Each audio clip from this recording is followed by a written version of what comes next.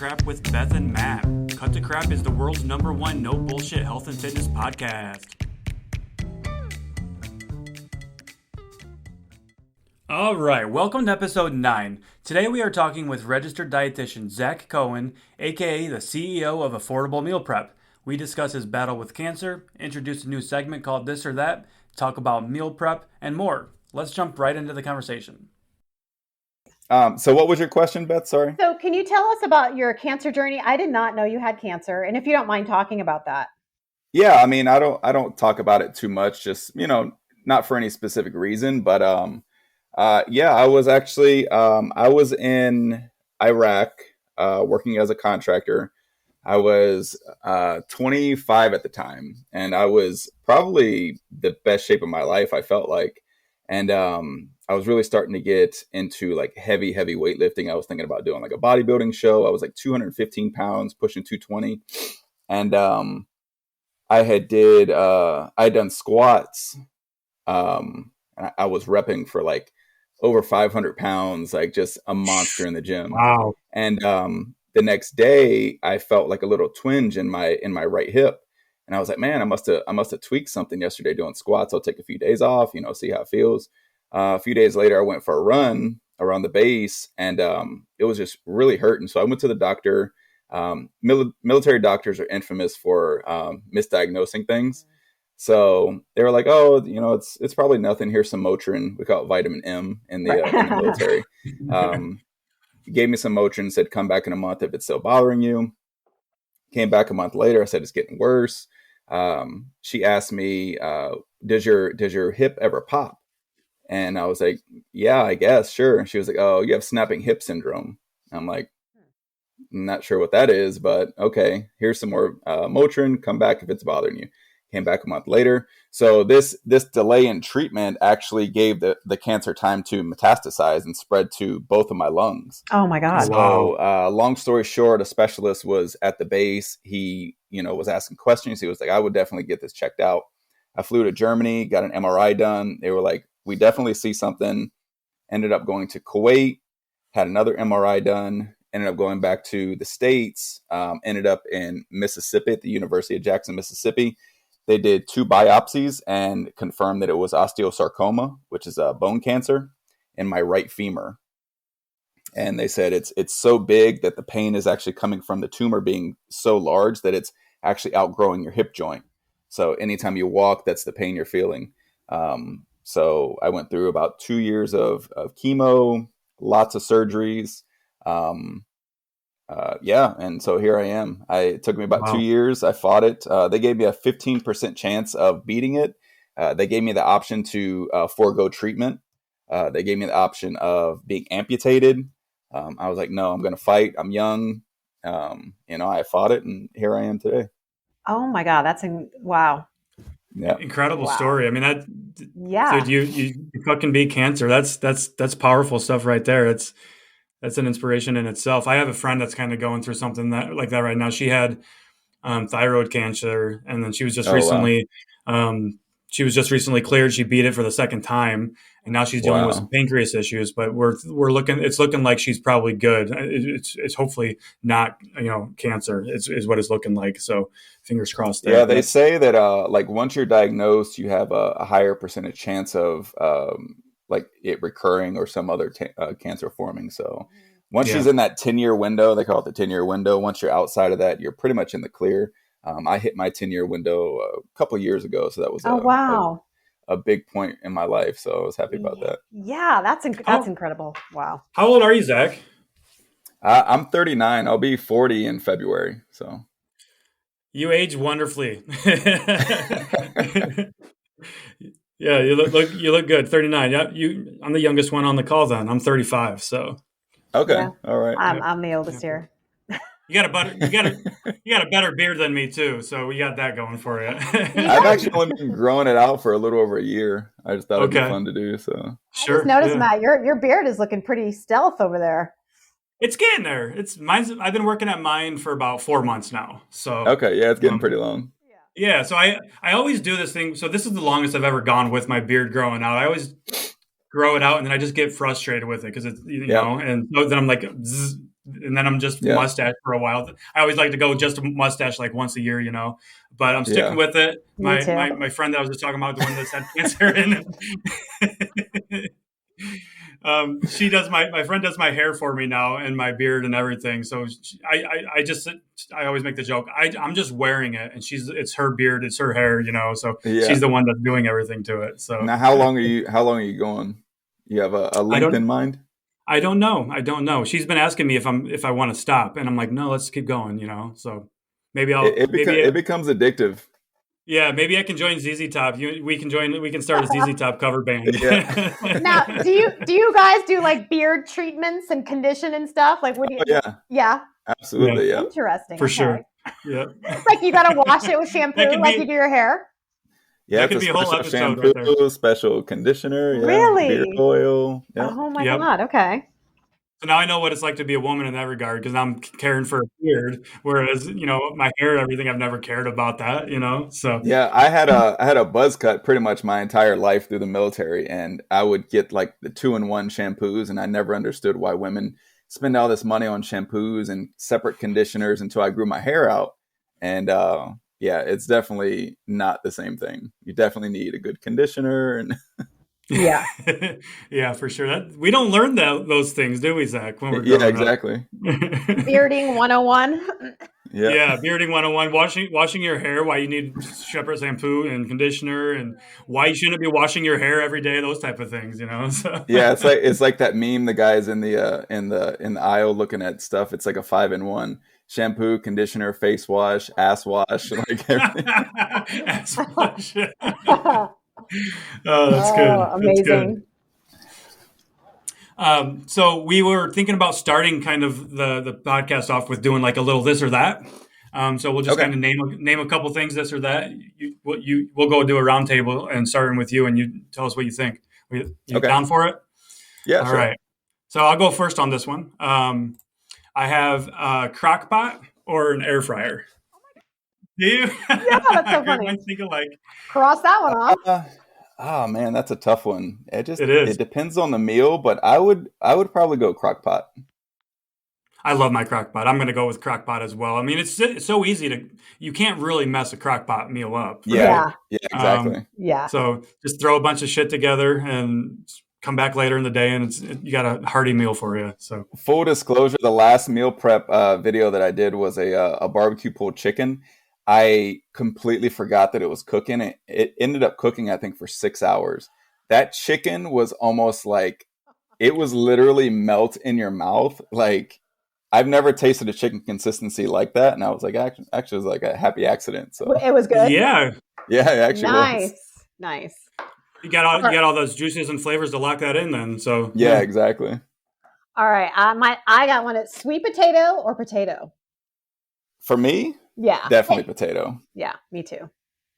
Same. I'm actually a sweet potato guy. Really? I love one of my favorite meals is like a medium rare ribeye steak with a sweet potato and like asparagus or something. And I do this all on the grill, of course. So that's one of my favorite meals right there. Now, so. what do you put as the toppings for the sweet potato? I do a little bit of olive oil and like cinnamon. Okay. Or I'll do butter and cinnamon. Yeah. Now, I do love a good sweet potato casserole. Yeah. That's like my dessert at Thanksgiving. Yeah. You give me a good sweet potato casserole and with the marshmallows on top. Yes, absolutely. Yes. That's heaven. That is heaven. That is heaven. But the potato is just so versatile. Like there's so many things you can do with a regular potato. Yeah. That's true. I'd rather have French fries over sweet potato fries any day. Oh yeah, for sure. Sweet potato fries are good though. If you get a really good cinnamon butter, I don't know if you ever use cinnamon butter with sweet potato fries, but you're exactly right though. Regular fries are better than sweet potato fries. So next one I've got is we'll go to the weight room on this one. Squat or deadlift? Well, I'm a little limited on both now with my my hip. Okay. I used to really, really love deadlifts. Got it. It's just something about that feeling of picking up It's just you in the something bar. super heavy and then throwing it down, and yeah. Mm-hmm. I'm currently team deadlift. It changes for me. I guess it changes on whichever one I'm feeling most confident in, and right now that's deadlift. So, what about you, Beth? For exercise or my next one? Squat or deadlift? Yeah. Deadlift. I hate squats. I do. Got it. Every time they're programmed, I can't stand them. This is not my favorite. And Zach, for you then, with the limitation with your previous cancer and everything, how is training legs for you? I've definitely had to alter it. I do a lot of isolation movements, a lot of machines. Mm-hmm. I'm very limited on like lower body, like compound movements. Anything that involves the actual hip flexor, it causes a lot of issues. Just because my prosthetic, the doctors say it didn't settle correctly. So they think that maybe it's sitting on a nerve bundle. So the longer I walk, I can't really do like high impact. I don't do any cardio. I walk. That's my cardio. Same. But anything that involves the hip flexor causes a lot of issues where to the point where I'll have to sit down because I like literally can't move my leg. So. Mm. Now, with walking and cardio, has that always been the case for you? Is that because of your limitations there? Yes and no. I've always hated running, but obviously I had to do it in the military. But as a form of actual cardio for like fat loss or implement into my workout regimen, always walking. Got it. I think walking at different intensities. It's overrated in my opinion. Running. There's people that love doing it, and I've always envied those people because I think it'd be awesome to go for a nice run. But, now that I can't do it, I'm more envious of it, and I wish I would have done it more. But, it is what it is. We deal with the cards we're dealt. So, yeah. Sure. All right. Beth, you got one for us? Bagels or croissants? Bagels all the way. Same. Yeah, definitely. Absolutely bagels. Bagels are, you can do so much with them. You can make them into a breakfast sandwich. You can make them into lunch, dinner, anything. I feel like croissants are more either a dessert or breakfast food. That's the way I look at them. Me too. Yeah. So, yeah. I think I got one more here.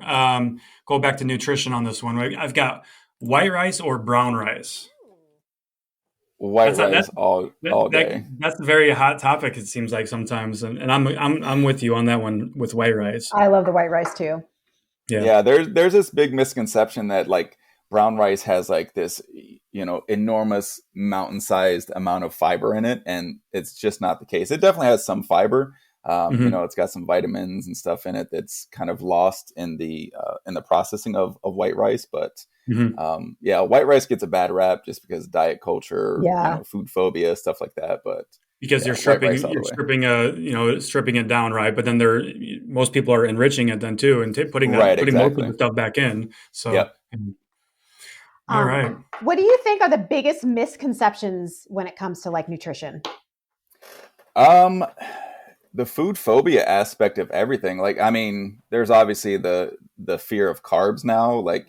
I can't count how many comments, like I obviously, my content on TikTok has kind of been geared more towards meal prep now, less of like the nutrition stuff, but more so meal prep, just because I think it's such a big part that's lacking in a lot of people's diet, their journey, their lifestyle. Absolutely. And I had a vision that I wanted to show people that you can meal prep food that tastes good and still progress in your journey, and kind of break down that misconception that eating healthy has to be expensive.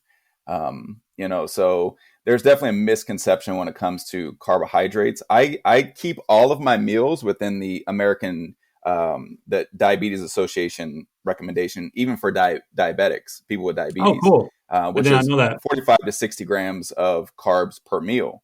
And even people without diabetes come in there commenting 50 carbs. Isn't that too much? Like, oh my God. According to who, for what reason would it be too much? Context, I think once right? I ask them and I see their response of, oh, I don't know. It's just what I heard, carbs, a lot of carbs are bad. I think that's a So great way of handling that question or that statement. Isn't that too much? Just asking them why or yeah, what makes you think that, right? Because that then yeah, helps us understand as coaches, Mhm. like where is this coming from? Where have you right, learned this? And most people have learned are just bad information being handed down from our Yeah. parents or yep, from some influencer that maybe doesn't know what they're talking about or somebody that's got a biased agenda or something like that. yep. So. Yeah, I Yeah. mean, I think we're all of the age to where we remember a time before the internet, and everything was what our parents told us. Yeah. If Right. you heard your parents say it, and then your uncle said it, and then your grandma said it, it It was must be true. gospel. It must be Yeah, true. exactly. Oh well, my mom told me this, and we just believe. We tend to believe as humans everything we hear, and Hmm. especially there's a misconception with the internet. If it's on the internet, that it's true. Literally anybody can start a website. Anybody can start a blog. It's always funny when I say, I tell people I would love to see the research, so I Hmm. can look into it myself, and they send me like a blog or somebody's, this isn't Yeah. the same, and I think that's something that I was actually guilty of before going to school for dietetics. I didn't really know the difference between like peer-reviewed research and what you see on some fitness trainer on bodybuilding.com writing as his opinion. Yeah. There's a His big personal difference. experience. Yep. Yeah, for sure, for sure. That's we see that all the time, I've been guilty of that too. Obviously I'm not a dietitian or anything like that, but before I started getting educated and furthering my skills and knowledge, I used to think those things too, and I don't Yeah, me really Yeah. too. know where it came from. I remember when I first started, I literally used to track carbs, and that was it. I didn't Yeah. track calories. I didn't care about protein. I literally thought it was all that carbs was all that mattered. Looking Yeah. back at it, I'm like, no wonder. Like I wasn't making Yeah. any progress, and I was skinny fat and all this and that. So Yeah. yeah, it's crazy. That's why I Yeah, we use a lot of forget I was going to say we forget as like coaches and you as a dietitian like what people actually really don't know. It's Yeah. like sometimes I'm like, how could you not know that? I'm like, okay, wait, take a step back. I used to be that person that did not know. Yeah. yeah. And I honestly didn't start kind of reframing my way of thinking until I got on social media. I was never a social media guy before TikTok took off for me. And now I kind of take a step back. And when they do say something from a place of just misinformation or misunderstanding, I turn the question around on them. They'll ask me, well, isn't MSG bad? Like I get that one a lot because I love MSG. It's a flavor enhancer. It's, Yeah. it's a great addition to a lot of different dishes. And they'll say, isn't MSG bad? And I'll ask them, in what way? Tell me in what way, and I can better help you understand Yeah. why that is or isn't correct. So And you're trying to reframe like these blanket statements and just one way of thinking, right? yeah, and I think it's easy to get frustrated when somebody says something like that, just because you hear it so often. Yeah. You just really need to stop and think. This person probably doesn't know, like, and this is your opportunity to actually educate somebody. Yeah. Exactly. Absolutely. Nicely said. Nicely said. So you are pretty much at this point the CEO of Affordable Meal Prep, right? On TikTok. And Yeah. I love that. So is that a weekly series that you're doing now? Then. Yeah, it is Um, actually, which I'm really excited about it. And my wife, we run our business together, and it started out as coaching. Obviously, it's kind of evolving into something different. But we've always kind of bonded over cooking together. We love cooking, we love baking, so it's exciting for us. I do a weekly meal prep on TikTok every Sunday. I post a meal prep. And then I actually just started a Patreon account, which I had no idea what that was until some of my followers okay, reached out to me and they told me about it. Yeah. So I just started that. So for $5 that's a amazing. month, the patrons will get an additional meal prep every week. So for the people that Okay. don't like eating, the same meal every day in the week, they'll have access to 2 meal preps. So one on Patreon and one on TikTok. That's awesome. Yeah, because that's a common thing too. Is people don't like to eat the same food every day, right? Yeah. So, so that it's nice they have that flexibility then, and then they're helping you, you're helping them. It's a nice relationship there. So, Right. and Yeah, that's cool exactly. that your fans, that your followers asked you to do that pretty much. Yeah, So, yeah, I had no idea, and a bunch of them reached out just because I was looking for a way to, I'm new to TikTok. I just started it at the beginning of this year, and I I'm kind of lost. I'm almost 40 years old. Like I said, I was never a social media guy, So a lot of people have reached out and, kind of gave me tips and pointers on ways to kind of monetize everything. You see like the Bella Porches of TikTok where they're making, they could probably pay their bills just off the TikTok creator fund. And I think there's a misconception that, just because you have 1 million followers means you're getting paid all this money from TikTok. No. I think the most I've ever gotten from the TikTok creator fund is maybe $200 in a month, which, that was great. I was happy about that. It was $200 I didn't have before, but, you can't make a living off that. Yeah, exactly. At the end of the day, like everybody wants to be able to love what they do and still pay the bills. Yeah. And I feel like I'm finally starting to find that niche. I'm happy for you there. A way to do that. So that's amazing. And do you also do coaching as well? I do. So, and I think if I can find a way to actually pay my bills with like TikTok, Patreon, the meal prepping aspect of everything, I'm working on an e-cookbook that I plan on releasing early next year. I think I'll get away from coaching. I love my coaching clients. I love that aspect of my job. But the more I read the comments and the DMs of just how much, you guys too, like how how many people we reach and how many lives we change with our content. Yeah. If I can focus all of my energy, 100% of my energy on my content and help more people on a much broader scale, I'll give up the coaching just so I can help more people. Help 1 million people with your free content or, your Patreon content or whatever versus exactly 10, 20, 30, 40, 50 clients or whatever. I mean, it's almost a no-brainer. Yeah, because that's why I started my TikTok account was to start helping people. I never thought that my TikTok account would become an avenue for me to expand my coaching business. Oh my but here God, I am. seriously. It's crazy. It sounds cliche, but like if, when we first started, I'm sure all of us, if we could have just helped one person, we would have been very fucking happy with that. Oh yeah. Yeah. So, absolutely. Cool. So for the meal prep then, what is it that you kind of look for when you're planning like the meal for the week? So I always do, at the beginning of all my videos, I hit on three points with every meal prep. It's high protein, low calorie, and affordable. So I look at obviously the calories first, because if you think about it, pretty much the majority of the population could probably eat anywhere from 18 to 2,200 calories and lose weight, right? Mm-hmm. So if you're eating 500 to 600 calories per meal, breakfast, lunch, and dinner, that's anywhere from 1,500 to 1,800 calories. Right. So you could literally cook these meal preps, not even count calories, as long as you're not, just going crazy between meals with snacking and stuff. You wouldn't have to track calories. You don't have to worry about any of that. And you could still progress in your goals. I have people in my Facebook support group telling me, like, I haven't even got to the point of counting calories. All I've been doing is using your meal preps and, kind of eyeballing what a portion actually looks like for me.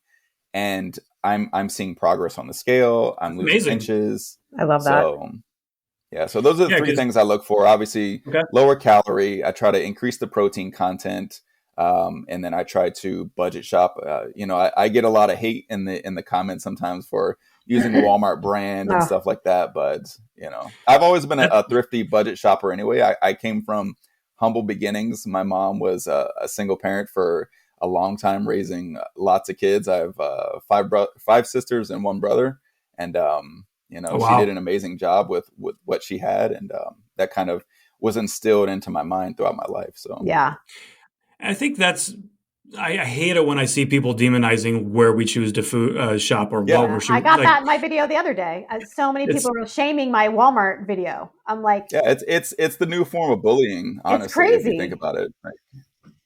Crazy. It's showing. I mean, it's showing your privilege in a way. It's showing where you like, because you can't even reasonably, like, you can't even relate to that. You can't even understand why he's doing this or where he's coming from. I hate it. I hate it. Yeah, I'm sorry I can't meal prep Wagyu beef every week. So right, I've never even had Wagyu beef. I haven't either. My wife was asking me the other night, and I was like, "No, I've never tasted it." Butcher your own cow, and I had someone in my comments was like, "Yeah, well, I have a whole cow in my fridge," and I'm like, and I have it. It lasts me a whole year. I'm like, do you think everyone's able to do that? Yeah, exactly. I love the meal. That's amazing if they can. Mm-hmm. Yeah. I think it's awesome that that those people in your group are also, seeing results without counting calories. Yeah. And that you're showing them a way to build like a healthy plate. I think a lot of people just don't know how to build a balanced meal, like proteins, fats, and carbs. Yep. Yep. Exactly. And, I posted one of the first meals that didn't have a vegetable. Like, there was people in the comments, like, just because I'm a dietitian doesn't mean I eat a vegetable with every single meal. I'm still human. Like, things happen. If a vegetable doesn't pair well with that meal and it's satisfying to me and that's what I want to eat, that's what I'm going to eat. There's these norms that a lot of people think that just because you're a dietitian or a coach or a personal trainer or anything like that, that you have to abide by these certain rules and criteria. And that's just not the way it is. Yeah. 100%. That's something we need to, like, I know we all work on this and try to do this, is breaking those barriers or those rules down, food rules or these misconceptions and like about the fitness industry. If you're a coach, you need to be shredded and right. this and this and this, or that shredded equals healthy too. That's another popular one that we see all the time. Just because somebody's super lean, that we just assume they're healthy when that doesn't necessarily mean anything. So when I was doing my one of my internships at a hospital, I was doing my food service rotation, and it was in the kitchen at the hospital. And I literally stopped eating lunch in the break room because the workers in there, they would feel the need to explain why they were eating fried chicken for lunch or why they got fast food. And I'm like, I don't care. Like, it's fine. They're like, oh, here comes the dietitian. Let me, explain why I don't have a salad in front of me. Yeah. Yeah. You're not the food police, right? Right. Exactly. Yeah. You're not there to enforce what they're eating and make them explain what they're eating. It's crazy. That's kind of a running joke with dietitians now. The Commission on Dietetics just came out with a new emblem for RDs, and it literally looks like a police badge. And there's a meme going around that says, "We hate being called the food police. Commission on Dietetics makes our emblem literally look like the food police." Oh my God, that's not a lot of awareness there when they were creating that logo, huh? That's great. So you go to Walmart then for your ingredients, or do you go to like Aldi and things like that as well, or do you just like do you plan ahead? Aldi. Yeah, I kind of bounce around depending on what I'm looking for. I get the bulk of my groceries from Walmart just because it's pretty much a one-stop shop. But I'm in Florida. There's a Publix here. I don't know if you guys know what Publix grocery store is. So they have a lot of brands. They'll have BOGO, stuff like that. I'll check them out. I do have a Costco membership. My sister-in-law has a Sam's membership, so I use that sometimes.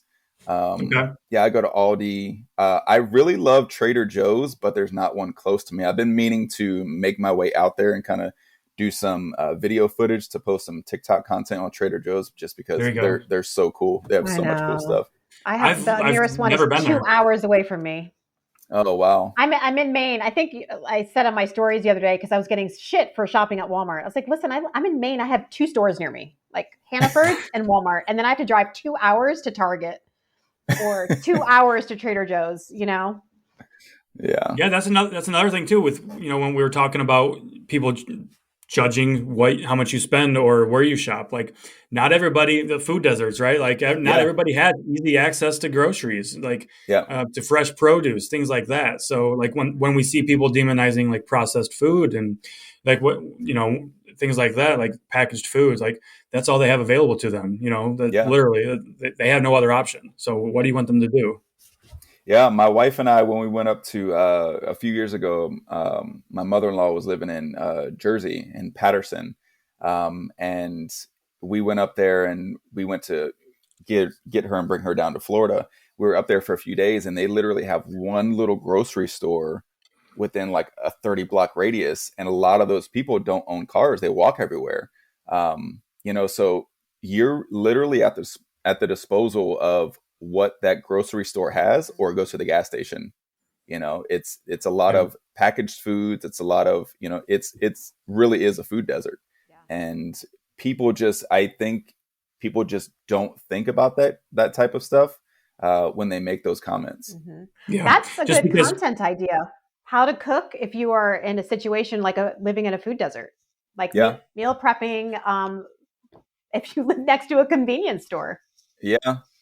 Yeah. I had a I could question try the other something like that. day on one of my videos. It wasn't even food related, but somebody asked me. Maybe it was on my live. They said, "Do you think you could do meal prep from Dollar General?" I was like, "Oh, I don't know if I could." And then I instantly thought of you, Zach. I'm like, "I bet you Zach can," but I'm like, because then I'm thinking, because I know they have things like milk and eggs and Yep. cheese, but I don't really Yep. know Yep. what else like a Dollar General has. A lot of frozen foods for sure. Yeah. Yep. I think maybe Dry they might have goods, bananas, maybe, but I'm not really sure canned what else. goods. Yeah, Yeah. They have a yeah. lot of canned goods. Mm-hmm. Yeah. I actually have some content on my phone that I recorded. I just haven't put it together yet. And it's going to be a meal prep that it's all from frozen food, the meat, everything, just to Hmm. show that you can make a good meal from frozen food. I think Yeah. frozen food gets a bad rap. Um, One of the things I love to do is I'll take like the hamburger helper meals, and then I'll just mhm. add some peppers and onions and things like that, spruce it up a Yeah. little bit, Yeah. and now you've got a pretty. I mean, that's a pretty well balanced meal, The nutritious, and sodium, Matt, the sodium. Yeah. Yeah. Exactly. yeah, I know. It's One of my most pop, processed. One of my most So popular videos is from when I duetted this girl named Megan. She posted a video about how she uses canned green beans, and I duetted Oh, it because yes. it was like a low calorie, high volume food, and they're like, they were talking about the sodium content and this and that, and I'm like, guys, like it's okay, like unless you have like if you're not pre hypertensive, whatever, like most people are gonna be fine. Drink more water, sweat a little yeah. bit, Yeah. So. Yeah, from Geez. I think I saw something recently. The FDA they are trying to work with food manufacturers and get them to actually lower the sodium content that they're actually putting in our food because as Americans we do get a lot of excess sodium just from processing, Yeah. preservation, and stuff like that. And then you have people that actually salt their food on top of that. So we are getting a lot of sodium. So the FDA, I think, is kind of working to with food manufacturers, so that would be a good thing. So what What's would a your? recommended, or you can ask this, I was the just gonna ask that. recommended Yeah. daily amount of sodium? So how would, like, I don't even think I pay attention to that. I was never told to. So when Yeah, people say, oh my God, the sodium, I'm like, what are you talking about? I don't have high blood pressure or heart problems. So right. what would someone look for in a product like?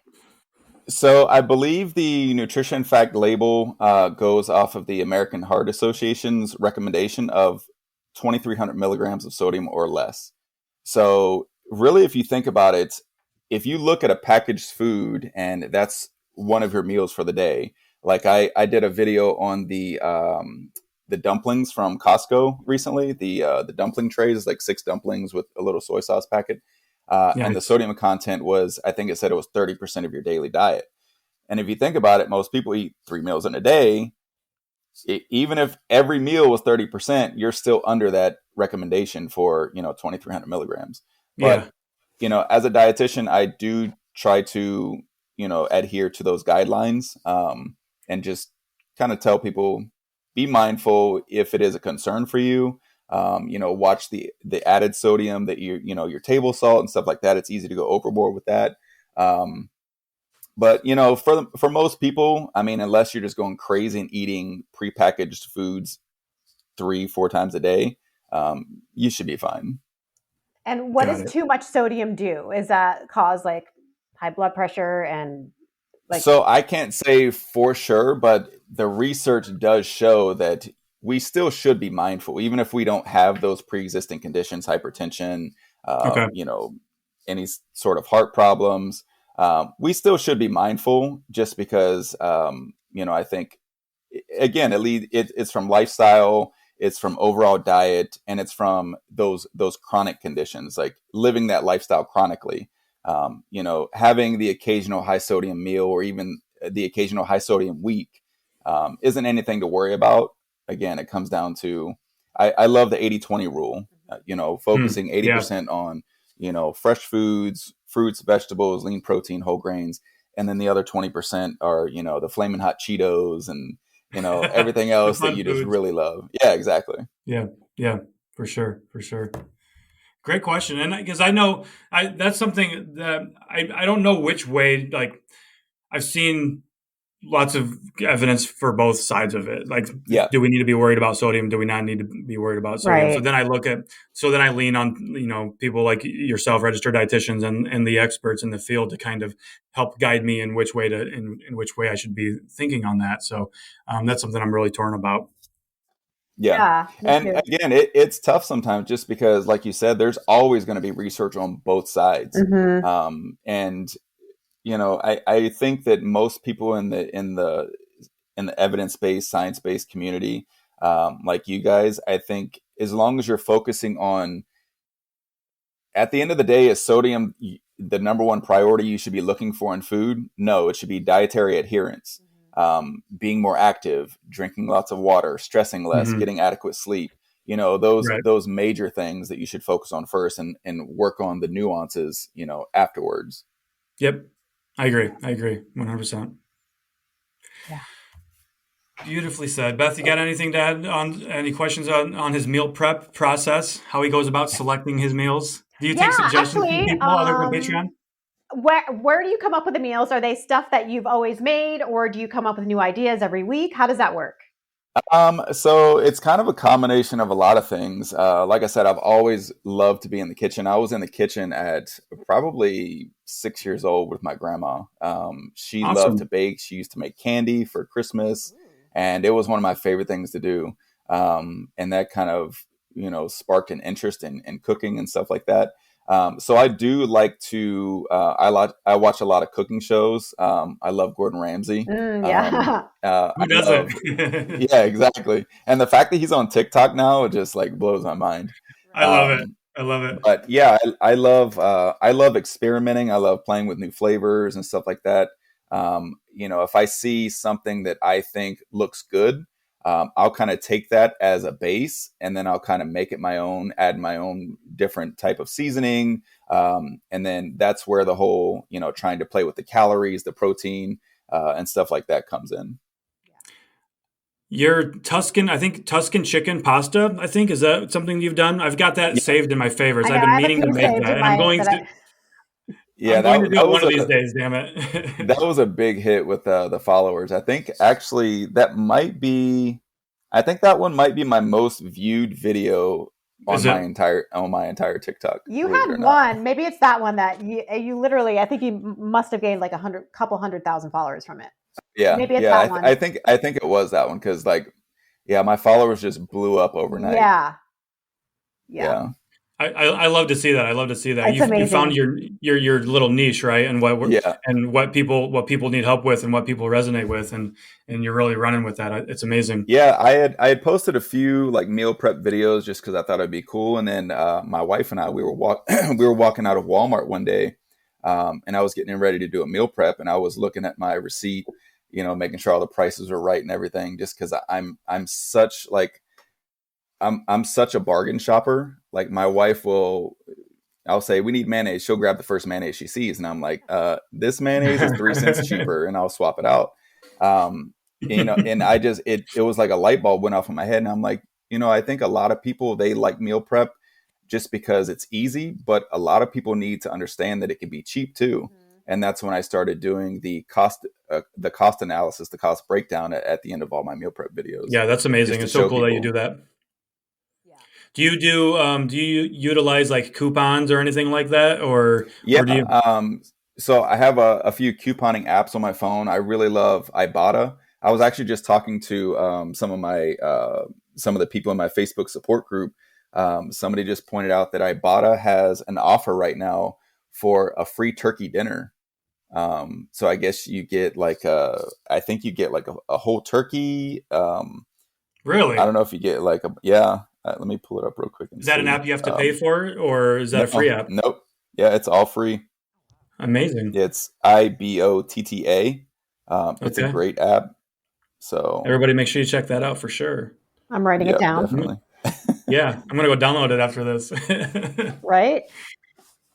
Ibotta. Okay, so it's a free Thanksgiving dinner. So right now, it's a free bird's eye, green beans, corn, cream of mushroom soup, a Jiffy corn muffin mix, a turkey gravy, home-style mashed potatoes, French onions, a free Coca-Cola, a stuffing mix, and a cranberry jelly. So it looks like it's all of the The sides whole pretty much thing. that you would need for Thanksgiving. The only thing you have to buy is the turkey. That's incredible. And then that's just for signing up to become a member. Yeah, it's for all Downloading the app. members. You link your bank account, and then once you hit like $20 in savings, you transfer it, and it goes straight into your bank account. Okay, very cool, very cool. Definitely, everybody, we need to get on that for sure. Yeah. I'm not. I need to be more of a bargain hunter and things like that.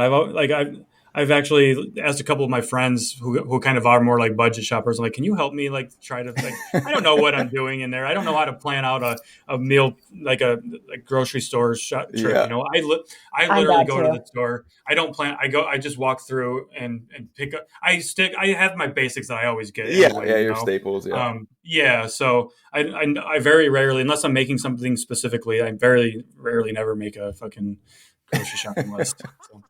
And then I look at my receipt and I'm like, oh, yeah, not good. Not good. Zach, would you say that your meal prep is family friendly? Like, have you seen like parents say that their kids love the meals too? Yes, that's actually becoming a really like common comment in the comment section. That's awesome. A lot of people saying that. A lot of people, they're making these meals. So most of my meals now are I try to make them all for 6 servings, which is Monday through Saturday, and then leave Sunday as, pizza day, free day, whatever. Yeah. And a lot of people, what they're doing, they're not even using it as meal prep. They're just using it as a dinner for the family. Nice. And I've had people say that, my kid keeps asking for the buffalo cracked chicken or, something, or, Nice. My kids really love this. And, I think when the kids are willing to eat it, it's definitely a hit. So it's a success. And then you're onto something then for sure. Yeah, because I feel like a lot of people that want to get healthy and stuff, they're always worried about, well, I don't want to eat different than my family. Yeah. Right. And that's, super important. Yeah, it is. For sure. And that's something I struggle with my own son is like the pickiness, right? So I always ask, I'm like, dude, just try this new food once, and if you don't like it, we'll move on from it. That's all I ask him to do, But he's coming up on 12 years old, so thankfully he's starting to grow a little bit in his with his palate. So we'll see how. Yeah, it's a tough one. Mine's 9, and I don't think it's hard to have color. They like the beige. Yeah. Palette, chicken nuggets, French fries. Yeah. It's like, here's an apple. It's hard. Mm. My son loves fruit though, so that's good. And so we got that going for us. Yeah. And I mean, if you think about it, that's really what we're trying to get back to, just as adults is that, that intuitive eating, that, just eating what you want. But, as kids, you could put an entire tray of delicious food in front of them. They'll pick what they want. As soon as they feel satisfied, they'll get up and walk away, and they'll leave all that food there to, do whatever you want with. As adults, we have these learned behaviors where we're like, oh, well, we paid for it, we have to eat it. Right. No food waste. There's all these mental things that go through our mind where we forget to kind of listen to our physical hunger cues and satiety cues. And where do you think that comes from? Do you think that comes from I know I grew up during the time of like the Clean Your Plate Club. Do you think it comes from like that era? Yeah, I think a lot of it does come from that. It stems from that. And again, so our generation, I think a lot of our parents were guilty of, I don't care if you're not hungry, you're going to eat. You're not going to leave this table until you eat. Clean your plate. There's kids in other countries that are starving, all these different things that they would tell us to, force us to eat. And again, these are learned behaviors. I love that my wife kind of went past the realm of dietetics and went into, she got her master's in behavioral analysis. Oh, okay. So I'm always listening in the background when she's doing her supervision hours with her, BCBA supervisors and stuff. She's a behavioral therapist now, and you slowly start to pick up on these things, these learned behaviors that we weren't born with. They are conditioned thoughts and learned behaviors that you can unlearn. You can retrain your brain to, think differently and kind of find those negative behaviors and replace them with more positive behaviors that are more conducive to your health. Right. Now, do you think that clean your plate club and that kind of mindset, do you think, so we get that from our parents, they most likely got that from their parents, because that's, when their parents our grandparents were growing up, they were in the Great Depression, and where food really was, they had to eat every last bit because they had to do it to survive, or because they just couldn't afford anything else. So it's, and I two think generations we're all later, we're guilty still of, feeling those effects. especially when we go out to eat. You pay $20 for the steak dinner. You get halfway through and you feel full, and you feel like you have to eat it because, maybe you don't like leftovers, and you feel like it's you paid 20 and you're only getting $10 worth, and you sit there and you force yourself to eat, and eventually your normal portion size becomes larger and larger and larger. Anything less than that, and you're going to still feel hungry, right? You've conditioned yourself to want more food. Yep.